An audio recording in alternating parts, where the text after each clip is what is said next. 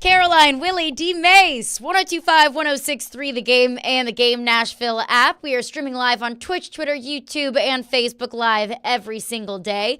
On this Wednesday of Super Bowl week, no D-Mase today, but Willy Donick is here. Willy D, how we doing? Hey, what's going on? It's a nice day out there. It's a beautiful day. A lot going on. Beautiful Super day Bowl after week. I've enjoyed some of the stuff that Jared has been spinning over there in Las Vegas. He's had some good interviews there. That's been good stuff. We had a great character study yesterday of Chad Brinker. They had another one on the Titans podcast with Rand Carthon.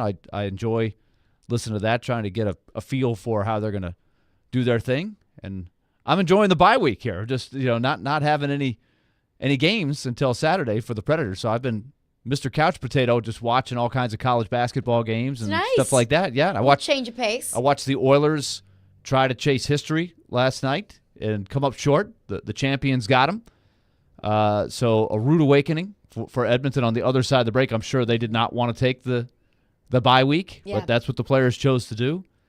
And so if you didn't see it last night, Edmonton was going for the record 17 straight wins, which was set by the Mario Lemieux, Jaromir Jagr, really powerhouse Pittsburgh team in the early 90s. They won 17 in a row.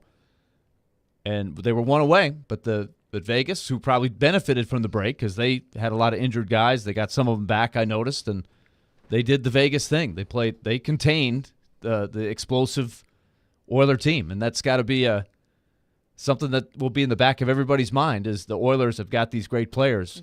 But in the playoffs, they still are going to have question marks. I don't think – I mean, they may be the favorite right now, but there's a lot of teams in the West that I think could beat them in a 7-game series. And Vegas is clearly one of them. They beat them last year. Right. Yeah, weird things happen in the playoffs indeed. We'll chat with Dmitry Filipovich in the 1 o'clock hour. So we'll get his thoughts on, not just what happened last night, not just the playoff picture, but what's next for the Predators? What's next for the Predators in net? What's next for the Predators ahead of the trade deadline? So we'll catch up with Dmitry Filipovich at 1 o'clock. We'll also catch up with Jonathan Hutton at noon as well. Yeah, just a note on Dmitry. He runs the PDO podcast, and I would encourage those that if you like trying to learn more about what teams are trying to do with analytics and how they value players. We talked about it a lot on the football side with Chad Brinker and what he's trying to bring to the next level with the Titans.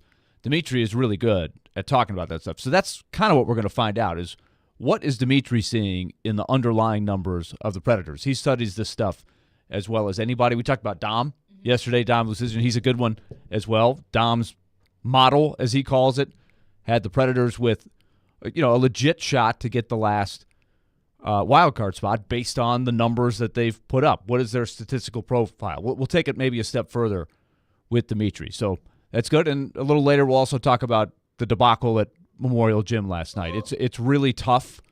Debacle I think, for doesn't Vanderbilt's even side. do it justice. Well, I don't like, as a former player, when I see guys just kind of pitch it in.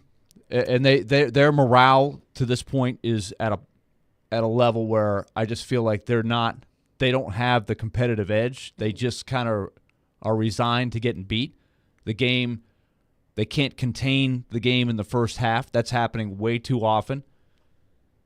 And then it becomes a scramble of, okay, you're going to keep playing hard? Are you just going to try to see if you can get some points?